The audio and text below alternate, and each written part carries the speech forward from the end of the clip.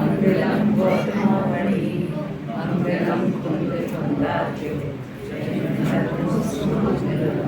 सर्वमंगलमांगल्यं सर्वकल्याणकारिकं प्रधानं सर्वधर्माणां जयं जयतु शासनं जयं जयतु शासनं।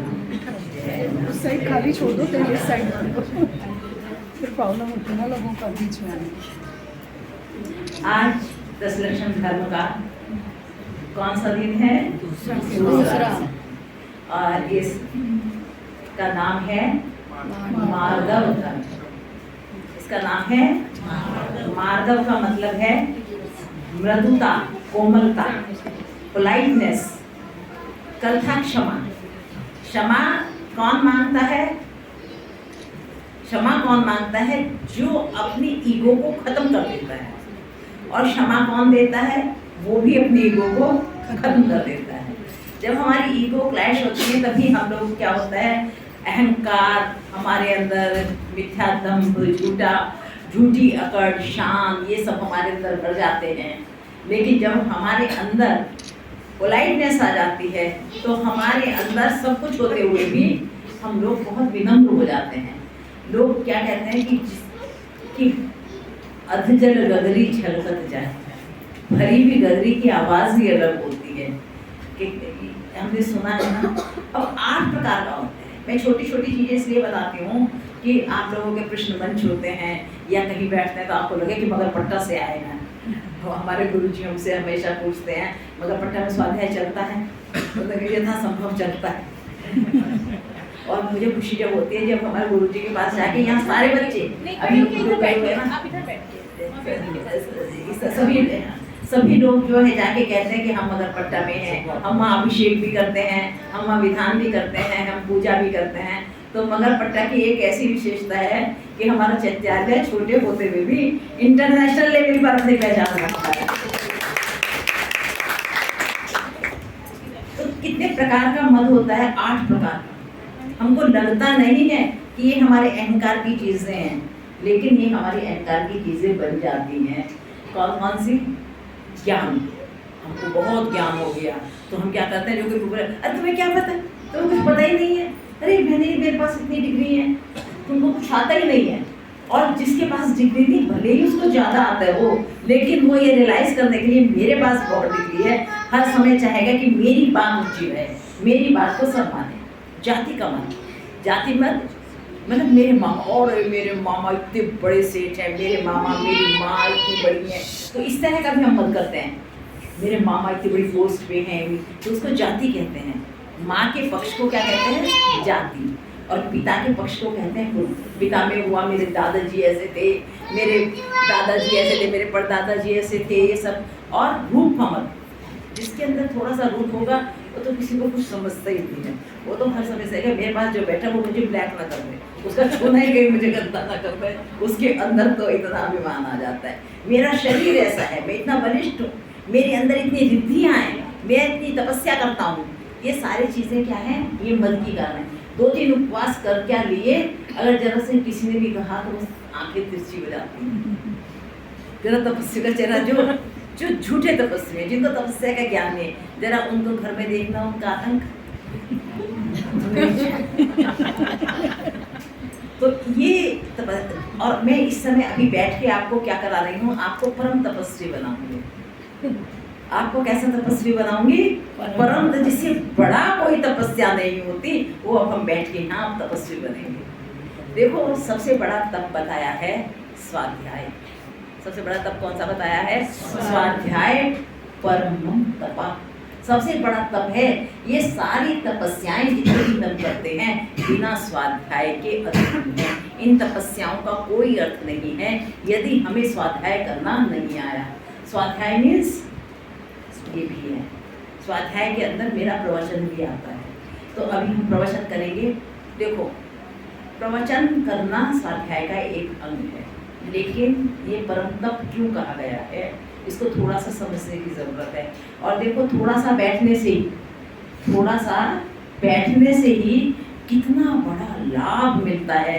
इस प्रवचन सुनने का सबसे बड़ा लाभ कौन सा है?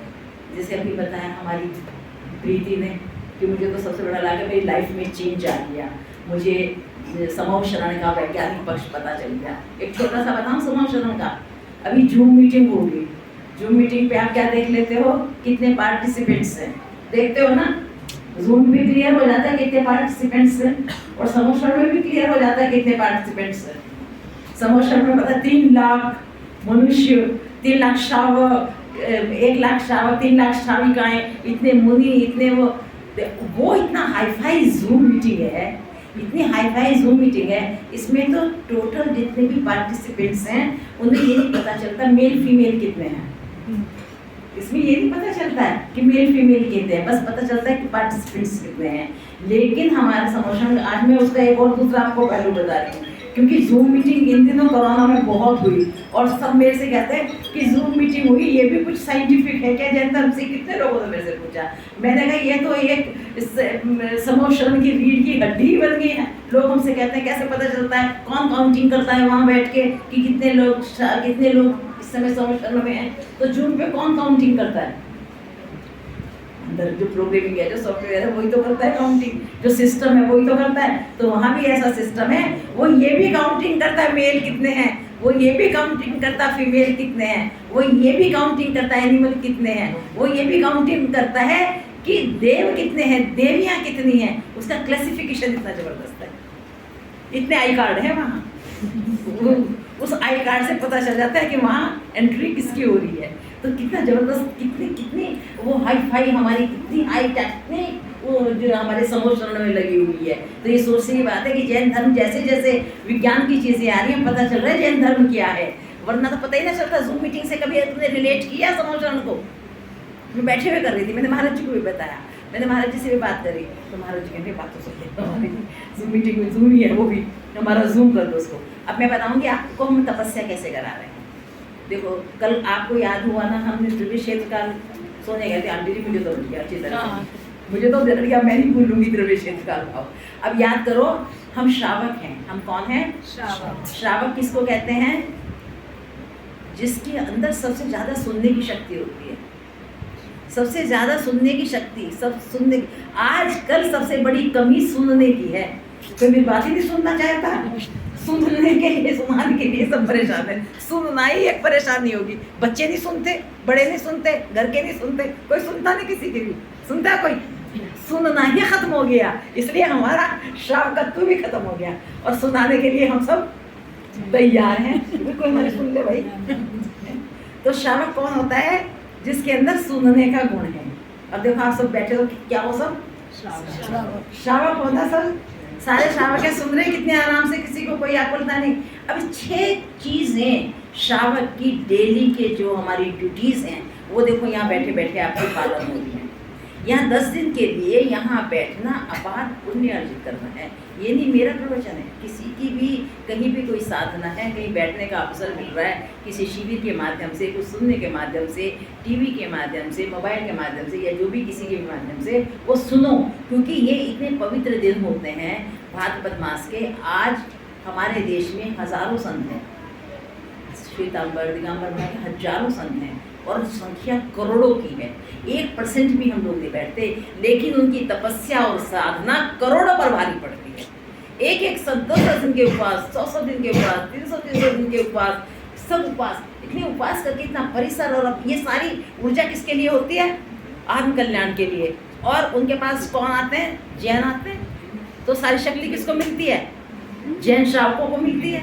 तो हमारे संत किसको बांट रहे हैं अपना आशीर्वाद? उनके लिए तो सभी को है, लेकिन जाते कौन है? जो जिस धर्म का होगा उसके पास वही जाते हैं। तो सारी इस समय शक्तियाँ सारी वो हमेशा बैठ के कामना करते हैं कि हर संत कहेगा मेरे सारे जितने भी भक्तगण हैं सब कुछ रहो। एक बार मैं महाराज जी के पास गई, मैंने कहा महाराज जी आपका देखो हमारा आशीर्वाद कितना पड़ रहा है। मैंने क्या हुआ? कहने लगे हमारे सारे भक्त आनंद में हैं, सारे भक्त आकर खुश आते हैं। तो ये भी एक आशीर्वाद की एक महिमा होती है।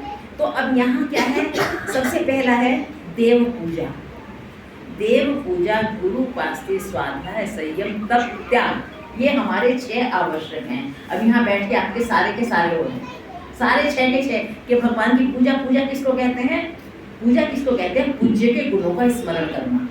पूज्य के गुणों का स्मरण करना क्या कहलाती है? पूजा। तो हम किसका स्मरण कर रहे हैं, किसको याद कर रहे हैं, किसके गुणों का बखान कर रहे हैं, किसकी महिमा गा रहे हैं? देव शास्त्र गुरु की, देव की पूजा कर रहे हैं और गुरु की हम उपासना करते हैं। हमारे गुरु कौन है? पंचमेष्ठी हमारे गुरु हैं, उनकी हम आराधना करते हैं। सबसे शुरू में उन्हीं की आराधना करते हैं। शास्त्र भी हमारा देव शास्त्र गुरु, तीनों बराबर के समान आदरणीय हैं, पूज्य हैं।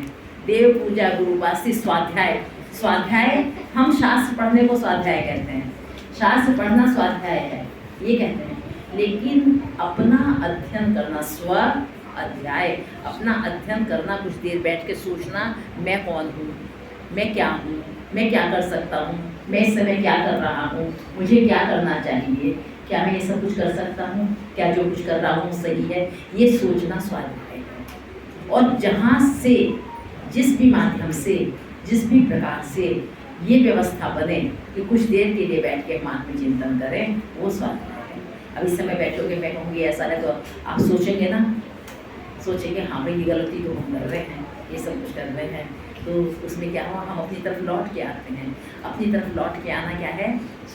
स्वाध्याय है। तो स्वाध्याय तब, अब यहाँ बैठे हुए तपस्या तो हो रही है, इतनी देर बैठोगे 1 घंटे, कोई याद आ रही है, AC चल रहा है, कोई टीवी भी चल रहा, कुछ भी चल रहा, सब कुछ छोड़े बैठे, ना मुंह में कुछ है ना कुछ है, संयम का पालन हो रहा है ना पूरा। संयम ही जीवन है, ना मारना ना पीटना किसी को, ना डराना, ना किसी का काम करना, ना घर का काम करना, कुछ भी तो नहीं है, संयम हो रहा है हमारा। और त्याग किसका हो रहा है? त्याग किसका हो रहा है? हमारे क्रोध, हमारे त्याग कहते हैं अंतरंग के दोषों का। इस समय हमारा कोई किसी से कोई राग ना द्वेष है, कुछ भी नहीं, हम सब चीज़ों का त्याग, दान कर रहे हैं। दान करना है, लोग आके गुल्लक में भी डाल देते हैं, कुछ भी करते हैं, सब कुछ करते हैं, तो हमारा दान भी हो रहा है, त्याग भी हो रहा है। यहाँ बैठे हुए हमारा, आप बुरी भावना थोड़ी भा रहे हो, यहाँ बाहर बैठ के कैसी भावना भा रहे हो विवेक जी? अच्छी भावना भा रहे हैं कि भाई बहुत अच्छा समय है ये आज हमारा, कि हमें परमिशन मिल रहे हैं, हमें 10 लक्षण मिल रहे हैं, तो हमारी 6 की 6 चीज़ें पूरी हो गई है ना यहाँ बैठ के। कितनी चीजें पूरी हुई? कौन कौन सी? देव पूजा, गुरु उपासना, स्वाध्याय, संयम, तप और त्याग। 6 की 6 पूरी होगी। ये क्या है 6 हमारे? ये हमारे डेली ड्यूटीज हैं, हर श्रावक की ये डेली ड्यूटीज हैं। श्रावक के डेली कर्तव्य जो आगम में निर्धारित किए और हम पालन नहीं करते, हम पालन नहीं करते, उसका अब हम इस समय बैठे हुए हम उसका पालन कर रहे हैं। अच्छा, उपवास कर रहे हैं क्या? मैं कहती हूँ उपवास करो या ना करो, वो अलग चीज़ है, वो शारीरिक सामर्थ्य पे और घर की परिस्थिति पे और शारीरिक स्वास्थ्य पे निर्भर करती है। अगर हमारा शारीरिक स्वास्थ्य सही नहीं है तो उस उपवास का भी कोई मतलब नहीं है, जिसको करके मेरे सिर में दर्द हो गया, मैं चाय के बिना नहीं रह सकती हूँ, मेरा ये सिस्टम गड़बड़ हो जाता है और यह है कि मेरे पास घर की इतनी जिम्मेदारियां हैं, मुझे तो पानी की प्यास लग जाती है, मैं नहीं रह सकते, तो इसका कोई मतलब नहीं। उपवास का भी मतलब ये नहीं है कि हम किसी भी तरह के अपने ऊपर अत्याचार करें, उपवास का ये अर्थ नहीं है। उपवास ये है कि अपने उप माने समीप, वास माने रहना, हर चीज़ का मतलब ये है कि हमें अपने पास रहना, अपने पास है कि सारा जीवन हमारा दूसरों के लिए बीतता है। जितना भी जीवन जा रहा है, या तो पैसा कमाने में जा रहा है, या पैसा खर्च करने में जा रहा है, या पैसा रखने में जा रहा है, इसी के अलावा हमारा जीवन कहाँ बीत रहा है? इन्हीं उस जंजाल में बीत रहा है जिसका हमारा कुछ लेना देना नहीं, जो हमारे साथ नहीं जाना है, चाहे वो बच्चे हों, चाहे वो पति हो, चाहे पत्नी हो, कोई भी हो, हमारे साथ कुछ भी नहीं जाना है, सिवाय इनके माध्यम से अपने कर्म की गट्टी बांध के वो जरूर ले जानी है। तो इसलिए कह के एक बार बैठ के देखो अपने पास कि हम कर क्या रहे हैं, जिस माध्यम से, जिस इस शरीर के माध्यम से हमें अब अपना कल्याण करना था। कुछ देर अपने बारे में भी सोचो कि गृहस्थ जीवन भी एक तपस्या है, गृहस्थ जीवन का पालन करो। गृहस्थ जीवन का जितना है बहुत आदर के साथ, बहुत सम्मान के साथ, क्योंकि मान लिया हमारा किसी से मन नहीं मिलता, ये संबंध कोई हमने बनाए थोड़ी है। अगर बना, लोग कहते हैं अगर हमें अपने माँ बाप चुनने का अधिकार होता तो हमको और ही चुन लेते, हमें अपने भाई बहन बनाने का अधिकार होता तो हम कोई और ही बना लेते। तो लेकिन अब जब बने बनाए मिले हैं, उनमें अगर ये सोचो कि हमारा मन नहीं मिलता, हमारा मन नहीं मिलता, तो भाई अब क्या करें? मन नहीं मिलता तो क्या करोगे आप? अपने मन को मारो, अपने मन को समझाओ, अपने मन को कहो कि क्या मन मिलाए, इन लोगों से क्या मन मिलाना। ये हमारे मन की चीज़ें थोड़ी हैं जो इस संसार में हम जन्म लिया, ये भी तो हमारे मन का नहीं ना। हमारे मन का तो कुछ भी नहीं है इस संसार में, कोई भी चीज़ हमारे मन की नहीं है। लेकिन हम ऐसा ना करें अपने मन पे मन भर का बोझ और रख लें। तो इसलिए जितना भी थोड़ा बहुत टाइम है वो हम कुशलता से बिताएं। स्किल हमारी होनी चाहिए एडजस्टमेंट की, बिजनेस मैनेजमेंट की। बिजनेस मैनेजमेंट की स्किल काम आते हैं पंकज जी यहाँ। तो उसमें हमें क्या है, तुम्हारा बॉस काम का नहीं है, तुम्हारे एम्प्लॉयज़ काम के नहीं है, सबॉर्डिनेट्स काम के नहीं, स्टाफ काम का नहीं है, लेकिन उसके बीच भी बिजनेस चलाना है। तो इस तरह की स्किल, ये बिजनेस मैनेजमेंट चाहिए हमें घर का और इस संसार में रखना कि मुरली का है ना। ऐसे चलाती हो बिजनेस कि आज स्टाफ नहीं आया, ओ लेकिन क्या करें, बैठना पड़ेगा, चलो आज भाई टाइम देती हूँ, आज उसकी छुट्टी है। तो ये सारी चीज़ें करनी पड़ती है। अब नहीं कोई तो घर में भी इसी तरह का एडजस्टमेंट करके गृहस्थी जीवन चलता है। तो हमारे सबसे बड़ी संसार में रहना, बार बार हमारे आचार्य कहते हैं उपवास स्वाध्याय ये करने का मतलब ये है कि देखो जिस दिन उपवास होता है उस दिन एक एक्स्ट्रा बेनिफिट मिलता है, उस दिन आपको कोई काम को नहीं कहता। आज मम्मी का उपवास है, आज वाइफ का उपवास है, आज हस्बैंड का उपवास है, तो थोड़ा सा क्या मिल जाता है, प्रिविलेज मिल जाता है ना। तो उस दिन जो प्रिविलेज मिल रहा है ना उसका मिसयूज मत करो, उसका मिसयूज मत करो, उसका यूज करो। उसका ये यूज करो कि आज मुझे मौका मिला है अपने बारे में सोचने का कि अब तक मैंने क्या किया। देखो डेली की बैलेंस शीट डेली बननी चाहिए। साधु दो बार प्रतिक्रमण करता है, एक बार प्रतिक्रमण श्रावक का छोटा सा जरूर करना चाहिए कि हमने अगर आज कोई भी गलती की हो, हमने हम किसी को बुरा भला कहा हो या हमारे से कोई चूक हुई हो, हमने देवशास्त्र गुरु की आराधना में कोई कमी रखी हो, तो हे प्रभु वे हमारे सब माफ करें। क्योंकि हमारा जीवन जितना पवित्र होगा, जितना रात दिन सोचने में व्यतीत होगा अपने लिए, जो अपने लिए सोचता है वही सबके लिए सोच सकता है। जो अपने लिए ही नहीं सोचता, अपने ही नहीं पता, जिसको किसी और का पता क्या रखेगा, जिसे अपने ही नहीं पता। तो हमारे आचार्य कहते हैं कि सबसे पहले अपना पता रखो। तो आज का गुण क्या है, आज है मार्दव। तो मार्दव में सबसे पहले बात है अपने अंदर क्या लानी है, हमें जेंटलनेस, पोलाइटनेस ये लानी है।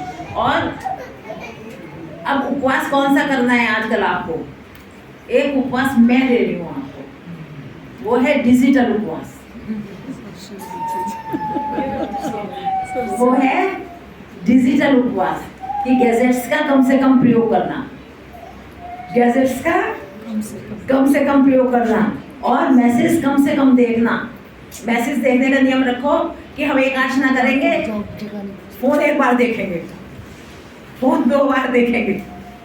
इस तरह का डिजिटल उपवास करो। सबसे बड़ा उपवास यही, सबसे बड़ी बाधक आजकल हमारे लिए क्या बना हुआ है, ये मोबाइल बना हुआ है। और रात दिन ये हमारे को टेंशन देता, अरे फालतू का फ़ोन आ गया, फालतू का मैसेज आ गया। इस 10 लक्षण फॉर्म में केवल एक बार देखना है और जो फालतू का मैसेज किसी को देना नहीं है। और ज़्यादातर लोगों को कह दो कि 10 दिन जो है मैं उपवास में हूँ, 10 दिन मेरा डिजिटल उपवास है। सबसे बड़ा उपवास है आज की तारीख का, क्या, डिजिटल उपवास। एक तो किसी को व्यंग करना, किसी को उपहास करना, किसी को नीचा दिखाना। सबसे ज़्यादा नीचा तो हम इसी से दिखा देते हैं। एक मैसेज आ रहा, दूसरा ऐसा मैसेज भेज देगा कि उसकी वो बेचारा कहेगा मैं कौन सी घड़ी पछताया, मैंने क्या मैसेज दे दिया था कि उसमें इतने कमेंट्स आ रहे। मैंने तो लोग कई बार तो हम देखते ना, कई बार यही सफाई देते रहते हैं, और मैंने इस एंगल नहीं था मेरा सोचने का, मेरा ये करने का एंगल नहीं था और मैंने तो ऐसे ही दे दिया था। तो ये सारी जो चीज़ें होती हैं ये डिजिटल उपवास में आती हैं। कम से कम गैजेट देखो, कम से कम रिएक्शन दो, कम से कम उनको यूज़ करो, कम से कम मैसेज दो, कम से कम चैट करो, कम से कम बातें करो, कम से कम अपने फ़ोन स्टेटस कम से कम रखो। स्टेटस बाद में दिखाना, स्टेटस का कोई मतलब नहीं है, अब तो बाद में स्टेटस में। तो ये सारी चीज़ें छोड़ना भी, ये सारी चीज़ें छोड़ना भी देखिए उपवास में आता है। क्योंकि हमने इन चीज़ों को गलत समझा, इनको अनुचित समझा, इनको अपने लिए बाधक समझा। ये सोचना कितनी बड़ी बात है जब हम किसी चीज़ को ये समझ लेते हैं कि ये हमारी उन्नति में रुकावट है। स्पीड ब्रेकर किस लिए है कि हमारी स्पीड कंट्रोल रहे, हम गिर ना जाएं, तो इसके लिए स्पीड ब्रेकर है।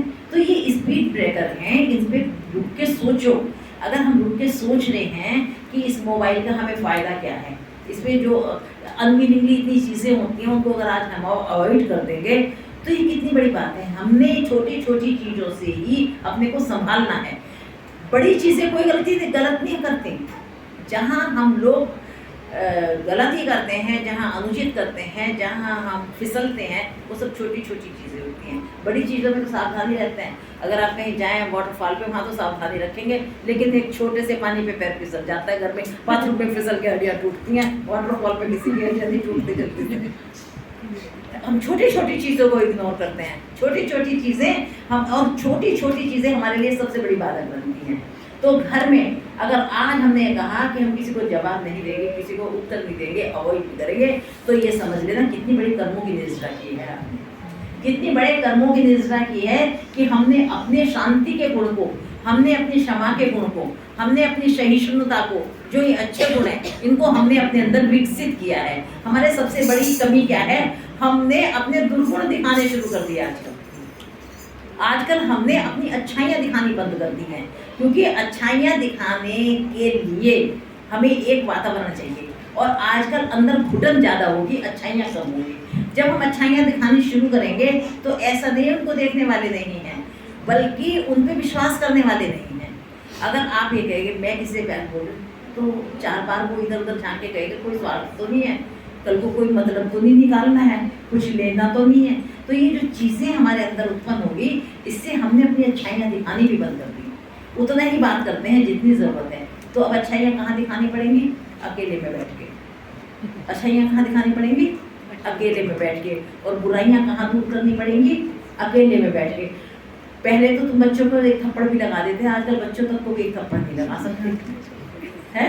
पहले कोई किसी को कुछ भी कह देता था, किसी भी संबंध में भी, कोई घर के भी संबंध में। आज कितना भी प्यारा संबंध हो, फिर भी आप उसको एक शब्द नहीं कह सकते हो। कोई कितना प्यारा बेटा भी हो, उसको भी एक शब्द नहीं आप कह सकते हो, क्योंकि सुनने को जो मिलेगा वो आप सोच भी नहीं सकते है। तो ये जो चीजें हो रही कि बुराइयां और अच्छाइयां दोनों के समीकरण बदल गए। दोनों ही भगवान ने कहा था कि आप अकेला अवतरे मरे अकेला हो, यूं का बहु इस जीव को साथी सगा न कोई। आज वो जीवन के सच सामने आ रहे हैं। आप कितना ही कहो ये मेरे बच्चे हैं, ये मेरे पति है, पति पत्नी के रिश्ते इतने विश्वसनीय थे और आज सबसे ज्यादा खतरनाक हो गए। आप एक बात नहीं कह सकते, वो 10 बात सोच लेंगे एक दूसरे के प्रति। आपने जो कहा कि मुझे जाना है और सच्ची बात भी बता रहे, तो कोई भी सच्चाई पे विश्वास ही करना छोड़ दिया।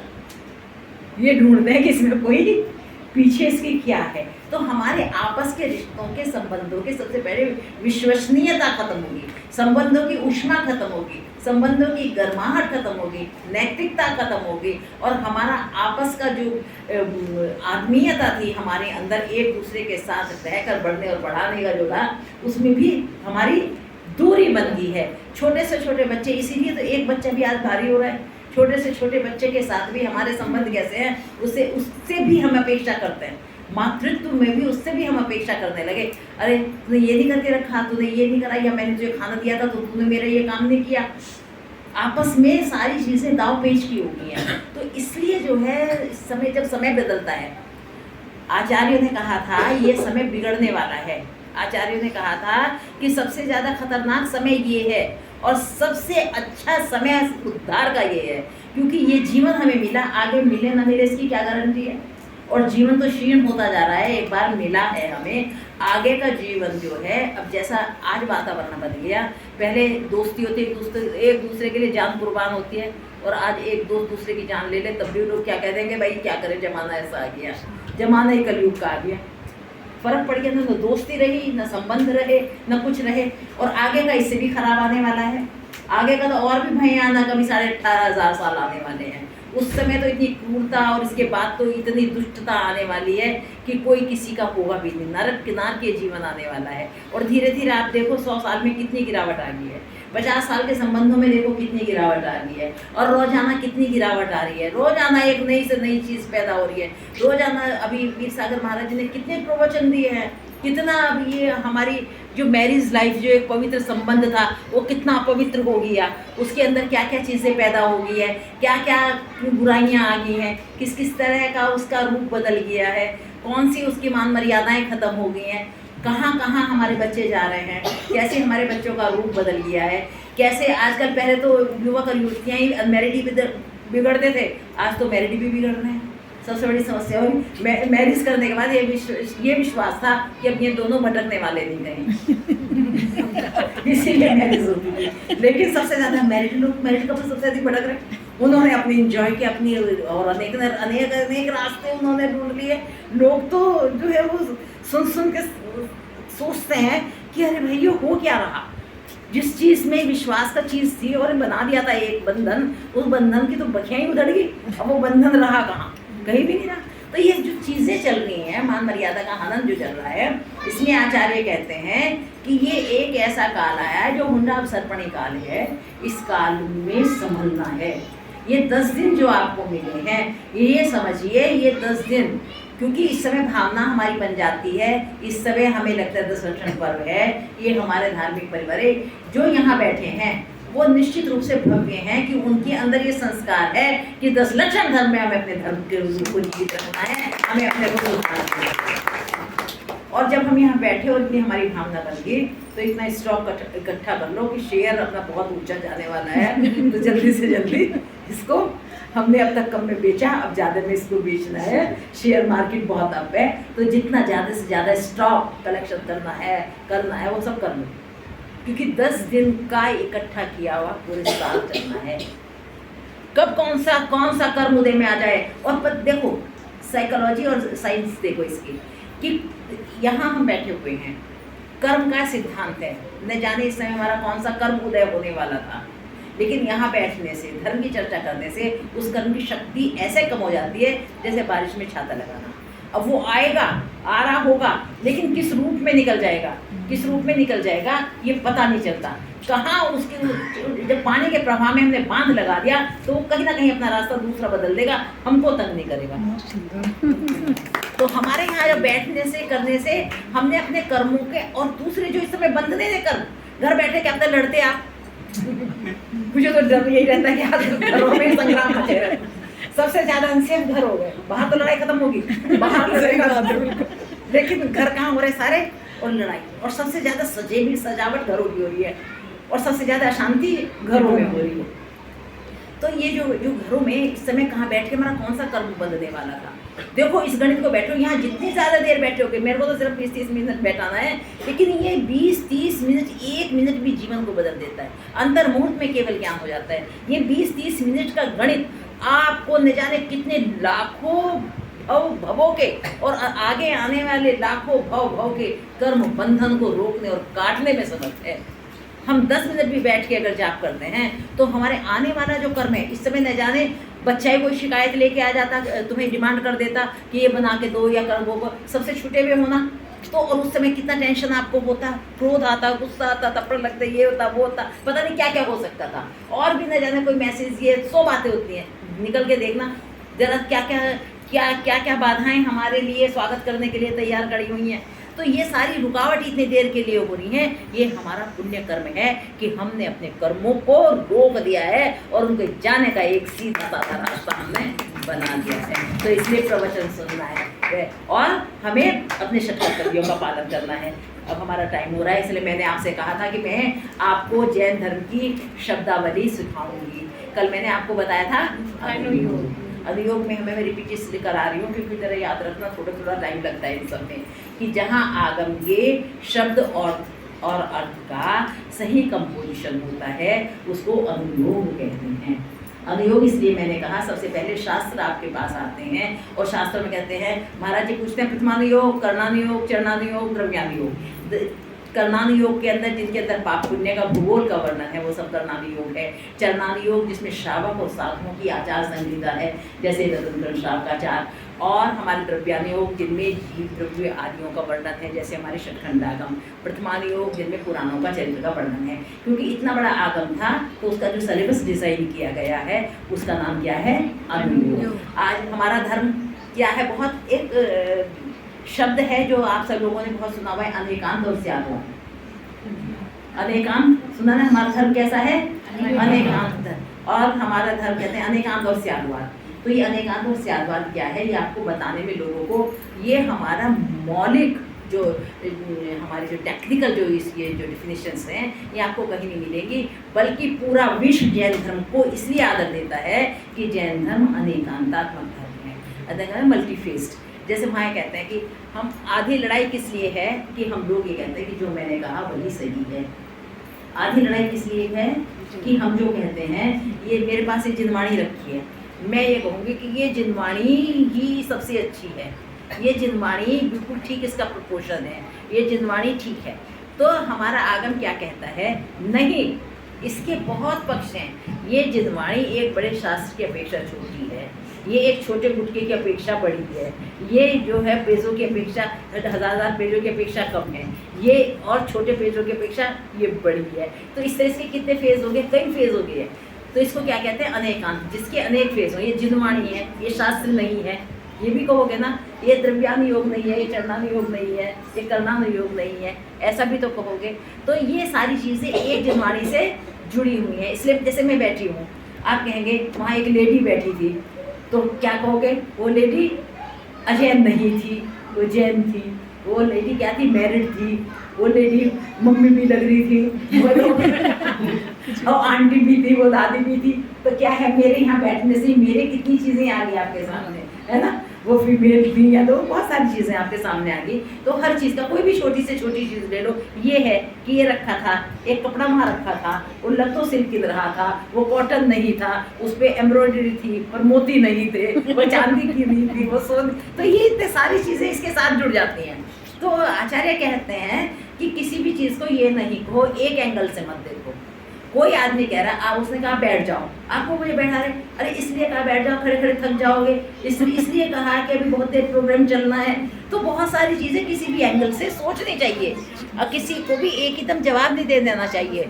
ये सहिष्णुता का गुण विकसित करता है, ये हमारा मेंटल ब्रॉडनेस विकसित करता है। तो इसलिए क्या कहा, इसको क्या कहा, अनेकांतमय धर्म कहा। और स्याद्वाद किसको कहते हैं, स्वाध्याय is the style of description. इसको बताने का जो स्टाइल है वो स्याद्वाद है। उसको बताने के, अब मैं बच्चों को स्कूल में क्या कहते हैं, भाई ऑब्जेक्टिव टाइप सिखाओ, बोर्ड पे सिखाओ और इनके जो है MCQ से सिखाओ। ऐसी ऐसी चीज़ें आती हैं ना कहने करने के लिए कि भाई हम कैसे इनको सिखाएं। तो इसको सिखाने का भी तरीका जैन धर्म में बताया है, वो है स्याद्वाद। स्याद्वाद माने ऐसा ही नहीं है, ऐसा भी कहते हैं, लेकिन स्याद्वाद क्या है, एक स्टाइल है। अब ये तो कह दिया, लेकिन उसको कहने का भी तो तरीका होगा। मैंने कहा मल्टी फेज है ये चीज़, लेकिन उसको कैसे करो, उसका डिस्क्रिप्शन कैसे होना चाहिए। तो उसमें कहते हैं उसकी 7 तरीके हैं।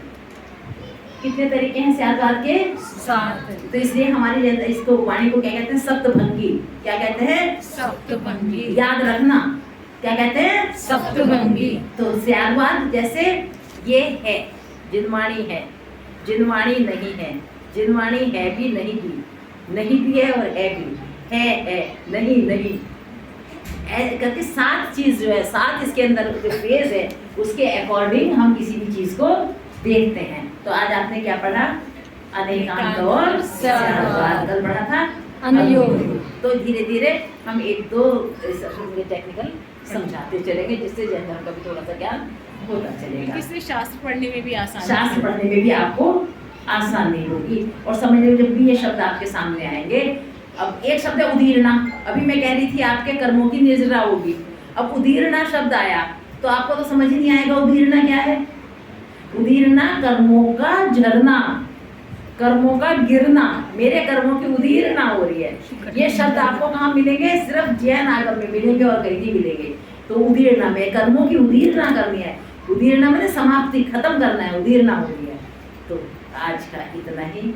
बोलिए जैन धर्म की जय। जा वाणी के ज्ञान से सूझे लोकालो, सो वाणी मस्तक सदा देत हूँ